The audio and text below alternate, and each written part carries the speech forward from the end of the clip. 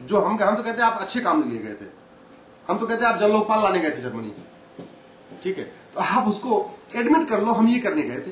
अच्छा, मैं आपसे पूछता हूँ आप क्या करने गई थी, आप बताओ मेरे क्या करने गई थी, आप बता सकते हो। पर दूसरी ओर सुनने में आता है कि संदीप दीक्षित ने इनको काफी फंडिंग की। हाँ नहीं, अब बताता हूँ। IAC के दौरान उस समय तक संदीप दीक्षित पिक्चर में नहीं थे।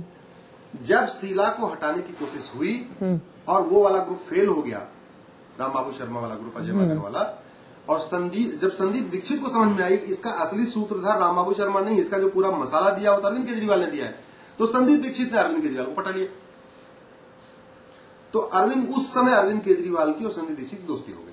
किस साल की बात है? ये बात 2006 की, 2006 स्टार्टिंग की। उन्होंने एक NGO भी चलाया था, उसकी मीटिंग्स भी एक आध तो मैं भी अटेंड करने गई थी, जहां अरविंद भी थे, संदीप दीक्षित, सभी एक NGOs का प्लेटफॉर्म बना रहे थे। ये 2006 की बात है। उसके पहले वो जर्मनी का विजिट हो चुका था। जब ये भाई उन्होंने देखा कि ये तो बढ़िया आदमी है, तो उन्होंने अपना सेट कर लिया।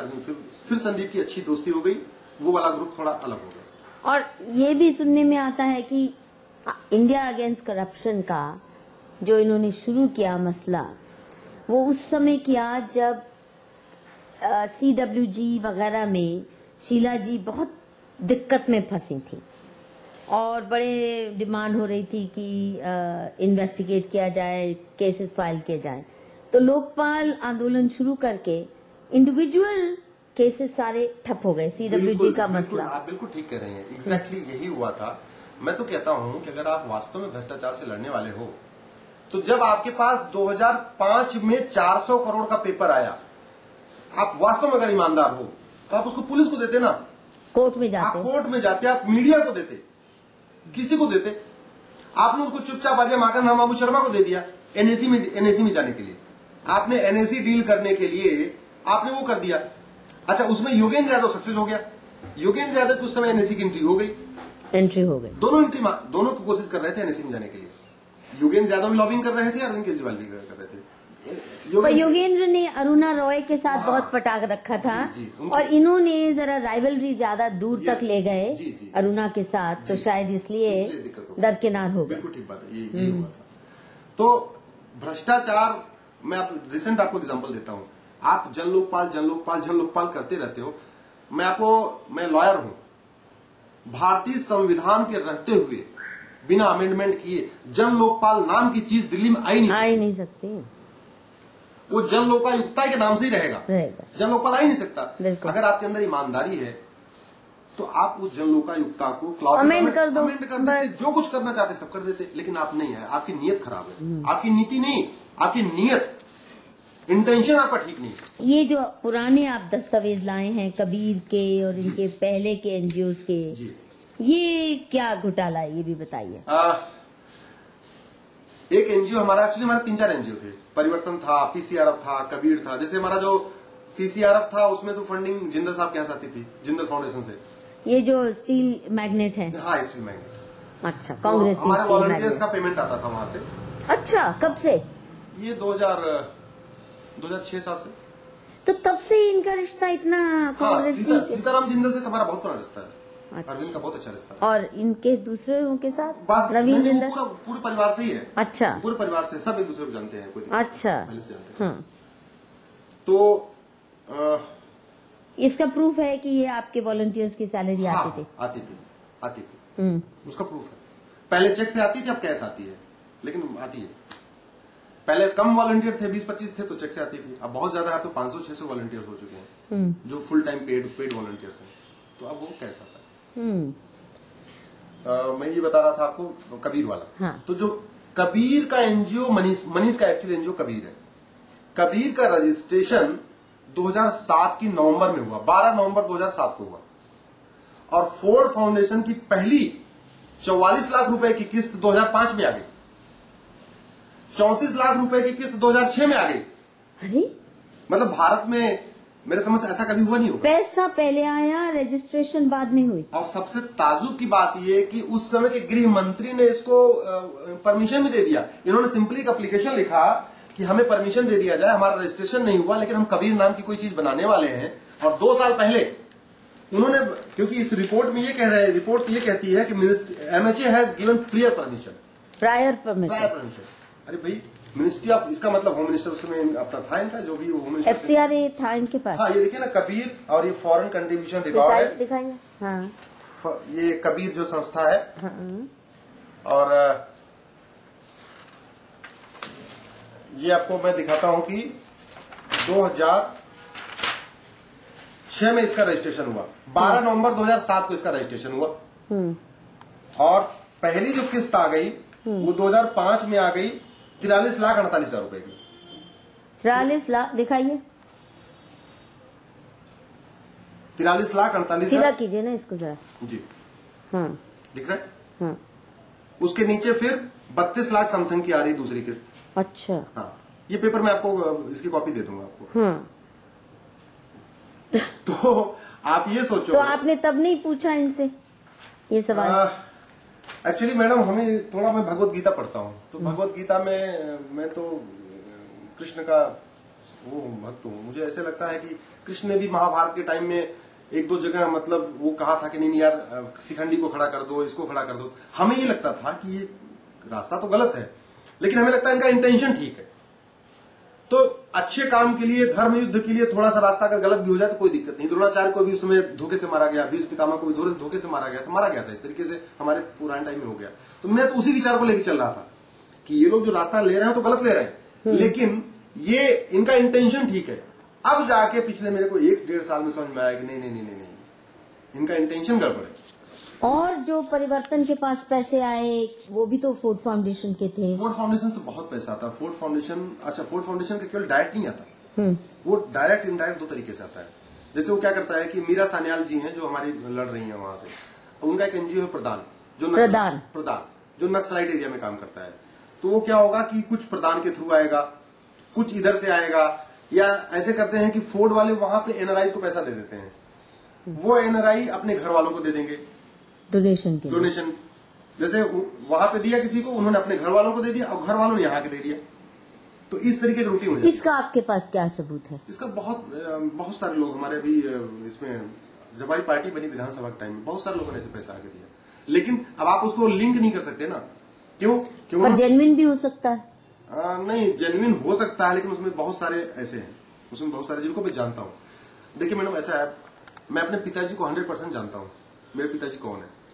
मैं अपने बेटे को जानता हूँ 100%, मेरा बेटा कौन है। लेकिन आप पूछो कि प्रूव, तो मैं प्रूव नहीं कर सकता। प्रूव करने के लिए तो डीएनए टेस्ट कराना पड़ेगा, और डीएनए मैं नहीं कर सकता। डीएनए के लिए डॉक्टर चाहिए। अगर इसकी एक अच्छी इंक्वायरी हो जाए, इसकी कोई सीबीआई इंक्वायरी हो जाए, एसआईटी इंक्वायरी हो जाए, जो फोर्ड फाउंडेशन दे रहा है यहाँ पे, सारा दूध का दूध पानी का पानी हो तो कोर्ट में क्यों नहीं फाइल करते? आप तो वकील हैं। कोर्ट में एक एमएन शर्मा ने मुकदमा किया हुआ है, जिसका आम आदमी पार्टी अरविंद केजरीवाल बहुत विरोध कर रहे हैं। अब वो डाइवर्ट कर रहे हैं कि हमारी क्यों कर रहे हैं, इनकी भी करा लो। अरे भाई, तुम सबसे ज्यादा हम ईमानदार हैं, तो हमें तो खुद आगे आना चाहिए। हाँ जी, हमारी कराओ। 11, अभी टाइम्स ऑफ इंडिया की रिपोर्ट आई थी, 11,500 करोड़ आया है इस साल एनजीओ को। उसमें केवल 2% रिटर्न फाइल किया है। हमने अरविंद को बोला इसके फाइल कराओ। चुप। क्यों चुप? मैं कांग्रेस बीजेपी से आशा नहीं कर सकता। ये रिटर्न करते हैं? भगवान जाने, कुछ नहीं कर सकते। नहीं, इनकम टैक्स रिटर्न करते हैं, ये फाइल करते हैं कि नहीं? नहीं, फाइल करते हैं, लेकिन जो अभी मैंने कबीर का रिपोर्ट देखा, तो कबीर वाले में खुद ही बहुत सारी वो है। क्या? कबीर ने क्या किया है कि मनीष ने अपने घर को ही अपना किराए का मकान बना लिया, अपनी बीवी को मालिक बना दिया, खुद किराएदार बन गए।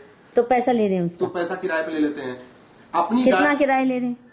ये इसमें एक बार देख लो, अपनी गाड़ी को टैक्सी बना के। हाँ, अपनी गाड़ी को टैक्सी बना लिया, अपने घर को किराए का मकान बना लिया।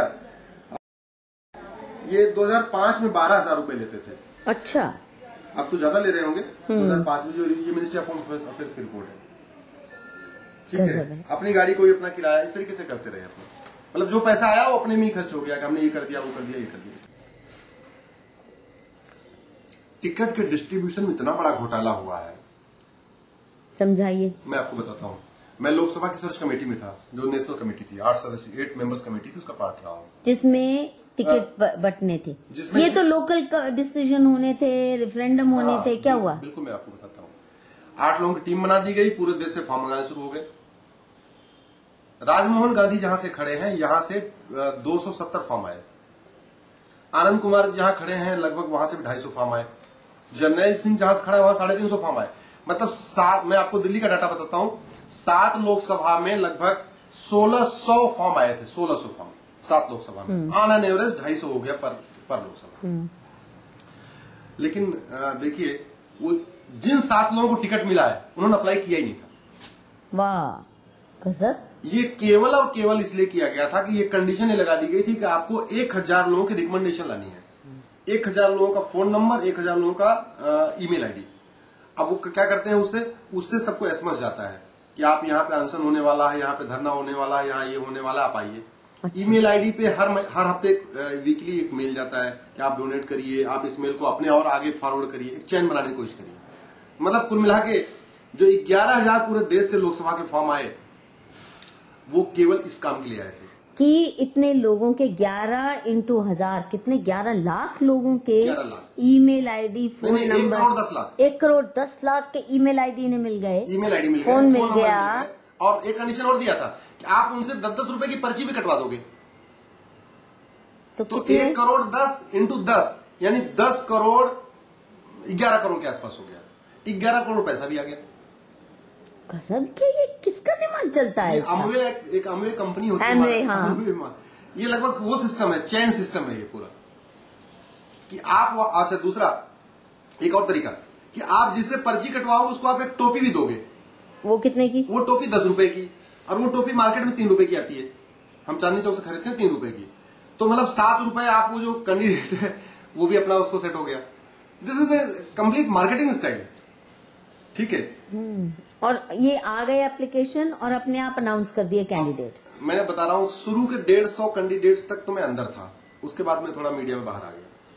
शुरू के 150 जो कैंडिडेट अनाउंस हुए, उसमें से लगभग 135 कैंडिडेट्स प्री डिसाइडेड थे और उनके फॉर्म ही नहीं आए थे, नाम अनाउंसमेंट हो गया। गुलपनाग ये वो के सबके, गुलपनाग तो बहुत बाद में, कुमार की बात कर रहा हूँ। जो शुरू के 150 आए थे उन्होंने अप्लाई किया ही नहीं था, वो पहले से डिसाइडेड थे बस। हाँ, जैसे कैसे किया कि हरियाणा में योगेंद्र ने जिसको चाहा अपना दे दिया, तो युद्धवीर ख्यालिया की जो जिसने वाड्रा की लैंड डील को रिस्टोर किया था, उसकी नौकरी 1 साल बची हुई थी, लेकिन वो भी रिजाइन करके आ गए।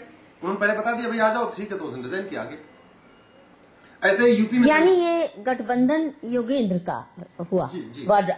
तो इसका मतलब सिर्फ राहुल गांधी की ट्यूटरिंग नहीं करते, राहुल गांधी के जीजा साहब से इनकी अच्छे घनिष्ठ संबंध भी हैं। जीजा साहब नवीन जिंदल से, माता जी से बहुत अच्छे संबंध है, सोनिया जी से बहुत अच्छे संबंध है, जिंदल साहब से बहुत अच्छे संबंध है, पूरा कंप्लीट है सेटिंग। ये तो जो गाली वाली देते हैं ना अंबानी अदानी को, ये तो केवल नौटंकी है और थोड़ा वो डील में हो नहीं पा रही है।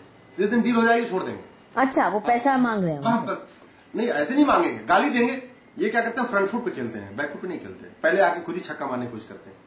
तो 2-4 बार गाली दिया, अगर वो अंडर प्रेशर आ गया, कुछ हो गई बात तो ठीक है, नहीं तो गाली देते रहेंगे। अच्छा, तो अंबानी अभी इनके चक्कर में नहीं आया? अभी तक गाली नहीं बंद की, इसका मतलब नहीं आया। नहीं, पर CNN IBN तो अंबानी का ही माना जाता है जी।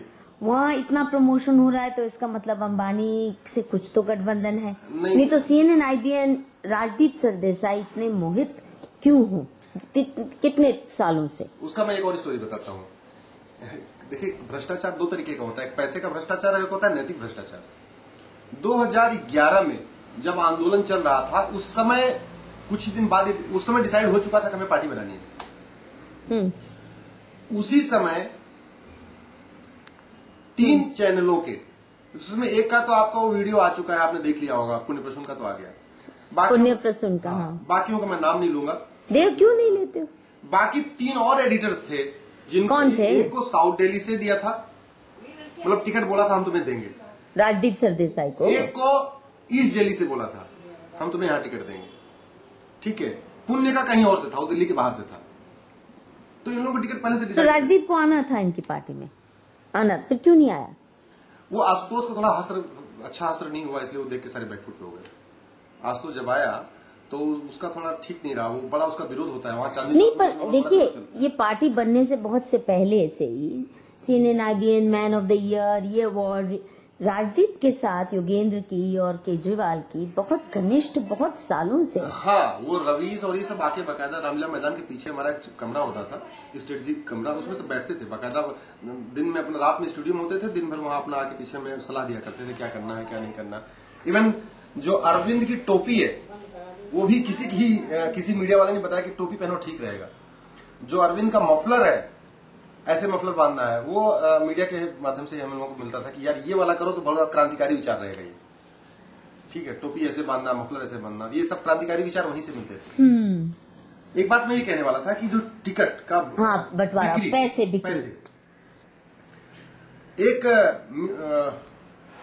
एक बंदा था राजेश कुमार, उससे संजय सिंह की सहयोगी अरुणा सिंह पैसे मांग रही थी।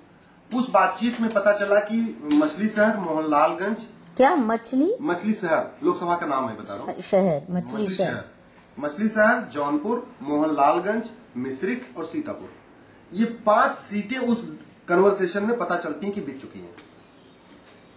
कहाँ है वो वीडियो राजेश कुमार के पास है, वो मीडिया को दिया, मैं आपको भी दिलवा दूंगा। हाँ दिलवाइए, मैं चला दूँ। हाँ मैं और वो ऑडियो, सारी वीडियो कितने में बिकी है? नहीं, ऑडियो है वो। हाँ, कितने में बिकी है? आई थिंक 7-8 मिनट का है ना। कितना पैसा लिया? 25 लाख। सस्ते में बेच रहे हैं भाई, जहाँ पे कोई है नहीं। वो एक्चुअली वो 5 सीटें सुरक्षित सीट है, ऐसी सुरक्षित है। अच्छा, ऐसे सुरक्षित है, तो आप थोड़ा सा वो ऐसे ही है। अब पहली बात तो ये कि यूपी के इंचार्ज संजय सिंह है, तो संजय सिंह डिसाइड करने वाले हैं कि इसको मिलेगा नहीं मिलेगा। तो अरुणा सिंह तो बलि का बकरा है, अरुणा सिंह उन्होंने निकाल दिया। उसमें आवाज में अरुणा सिंह आती है, अरुणा सिंह से बातचीत होती है, लेकिन अरुणा सिंह बेचारी क्या करेगी? अरुणा सिंह तो एक टूल थी, वो तो बलि का बकरा बन गई। एक्चुअल में पैसा अरुणा सिंह के पास थोड़ी जा रहा था, अरुणा सिंह वो तो कहीं और ही जा रहा था, उसके ऊपर कुछ नहीं किया। तो ये जो दोगलापन है ना, ये जो कुल मिला के भ्रष्टाचार। तो और भी जगह सीटें बिकी हैं, एमपी में, बिहार में। हमारे पास तो एक्चुअली लोग अब जान जाते हैं, तो मुझे फोन करके बताते जी यहाँ भी हो गया, लेकिन अब मैं क्या करूं, कहां से करूं, लेकिन बिक रही है। मतलब बेचने वाला खरीदने वाला खेल धड़ल्ले से चल रहा है, खूब चल रहा है। इसीलिए बहुत सारे जो ईमानदार लोग हैं, इस तरीके के लोग हैं, सब बाहर हो गए। सुनते ही नहीं। जैसे आप थोड़ा सा अगर बात उठाओ तो आपको नेग्लेक्ट कर देंगे, आपसे बातचीत करना बंद कर देंगे। ये जो आपने सवाल उठाए कि कोर कमेटी की मीटिंग कभी नहीं हुई, कोई डिसीजन मेकिंग प्रोसेस नहीं है, जनसभाएं तो खत्म ही हो गई, जो इन्होंने कहा था कि जनसभा में फैसले होंगे जी। ये सब मतलब अभी कोई सब दिखावा है, ये मीटिंग हो ही नहीं रही, कोई कुछ नहीं। राष्ट्रीय परिषद हमारी सर्वोच्च संस्था होती थी, जिसमें 300 मेंबर्स है। हमारा ये था कि हर साल में हर 6 महीने एक मीटिंग हुआ करेगी। उसको इन्होंने बिना पूछे खुद ही अमेंड कर दिया कि साल भर में कर दिया। और उसमें जो कुछ थोड़ी सी डिसेंट्रलाइजेशन था पेपर पे, जो थोड़ी बहुत, एक्चुअल में तो कोई शक्ति पावर नहीं थी राष्ट्रीय परिषद के पास, लेकिन पेपर में थी, उसको वो अमेंड कर दिया। अभी 31 जनवरी को राष्ट्रीय परिषद की बैठक बुलाई और बिना बताए बस ऐसे शोर शराबा करा के हाथ खड़ा करवा लिया आधे लोग से। उसी में मधु भादुड़ी ने इस्तीफा दिया था, आपको याद होगा। अच्छा। 31 जनवरी को मधु जी ने इस्तीफा दिया था, उसके बाद अशोक अग्रवाल ने दिया था। इसी को लेकर कुछ बोलने का मौका नहीं दिया जाता वहां पे। तो अब आपको क्या लगता है? आप कह रहे हैं कि आप ये इंक्वायरी चाहते हैं कि सारे फोर्ड फाउंडेशन और तरह तरह के फॉरेन फंडेड जो इंडिविजुअल्स और एनजीओज हैं वो कैसे हावी हो रहे हैं हमारी राजनीति में, और आपके जरिए भी और तरीकों से भी। तो आपकी अब मांग क्या है? मेरी पहली तो लोगों से मैं ये अपील कर रहा हूं जाके पर्सनल, आप लोगों के माध्यम से सबसे, कि पहली बात तो देश 25 साल से खिचड़ी सरकार चल रही है, 25 साल हो गया। अब जनता को बहुत सोच समझ के वोट करना पड़ेगा एक अस्थायी सरकार के लिए, पूर्ण बहुमत वाली सरकार के लिए। वो इसलिए इनकी डिमांड इनके झांसे में ना आए, क्योंकि इनके कहने वाले दांत कुछ और एक्चुअल में। पर आप ये कोर्ट केस करने को तैयार हैं इनकी इन्वेस्टिगेशन के लिए, जांच के लिए? कुछ आज जीते या हारे जी, आप इस केस को? मैं इसको परसू कर रहा हूँ। एक्चुअली ये सरकार तो कुछ कर नहीं रही है। मैंने प्रधानमंत्री, गृह मंत्री सबको लिख के मैं थक गया हूँ। नहीं तो उन्हीं के उठाए हुए हैं, तो कैसे होगा? ठीक है, तो वो कुछ कर नहीं रहे हैं। इसलिए अब जो नई सरकार बनेगी मैं करूंगा उनके बाद। पर कोर्ट में तो फाइल कर ही सकते हैं। कोर्ट में चल रहा है, हाई कोर्ट में चल रहा है, दिल्ली हाई कोर्ट में मुकदमा चल रहा है। अच्छा, आपका कि शर्मा का? एमएल शर्मा और हम लोग साथ में जाते हैं वहाँ साथ में, लेकिन मेन पिटिशनर वही है, एमएल शर्मा। इनकी इंक्वायरी हो, इनके खिलाफ इनका जो फोर्ड फाउंडेशन का पूरा नेक्सस है उसकी इंक्वायरी हो। वो एसआईटी जब तक नहीं होगी, और केवल यही नहीं है, वो बहुत लोग हैं, छत्तीसगढ़ में लोग काम कर रहे हैं, कश्मीर में काम कर रहे हैं। कश्मीर का रजा मुजफ्फर भट्ट जो पहले पीडीपी में था, वो कहता था अजमल कसाब निर्दोष है, अफजल गुरु निर्दोष है, यासिन मलिक निर्दोष है। वो हर घाट का पानी पीता है, वो हमारा कैंडिडेट है। मुझे मालूम है, जानती हूँ मैं। ऐसे लोग, मतलब नक्सली, आतंकवादी सब हमारे लोकसभा में। पीडीपी में भी उसको घास किसी ने नहीं डाली जी, वो पीडीपी के लायक भी नहीं था, इसलिए वहां से उसने दरकिनार कर दिया। लेकिन हमारे लायक हो गया वो। हाँ, क्योंकि वही हो रहा है। अगर कांग्रेस के रिफ रैफ आपके पास आ रहे हैं, जी। कांग्रेस अपना वोट ट्रांसफर कर रहा है, अपना लुम्पन एलिमेंट आपको भेज रहा है, तो फिर भट्ट साहब तो फिर भी रिस्पेक्टेबल है, अंग्रेजी अच्छी खासी बोली। मतलब जिस कमाल फारूकी को मुलायम सिंह यादव को भी शर्म आ गई कि यासीन भटकल निर्दोष से कहने पे मुलायम सिंह ने निकाल दिया, उसको हमने अपना लिया। अभी बरेली का टिकट उसका पक्का हो रखा है, कमाल फारूकी का। वो शायद मैं हंगामा कर रहा हूँ 3 दिन से, मैं कमाल फारूकी रजा चिल्ला रहा हूँ, शायद हो सकता है होल्ड हो जाए। तो भटकल को उसने निर्दोष कहा, हाँ, और मुलायम सिंह ने बाहर निकाल दिया, मुलायम सिंह ने बाहर निकाला, और वो हमारे टिकट उसको मिल रहा है। तो कई किस्म के धांधले, terror links, Maoist links, Kashmiri secessionist links, CIA links, बिल्कुल सोनिया जी के दरबार के। आप राष्ट्रवादी न हो तब तो ठीक है, अगर आप राष्ट्रवादी हो, आपके लिए देश सबसे पहले है, देश की एकता अखंडता सबसे पहले है, तो आपको ऐसा किनारे मक्खी तरीके निकाल के फेंक देंगे बाहर।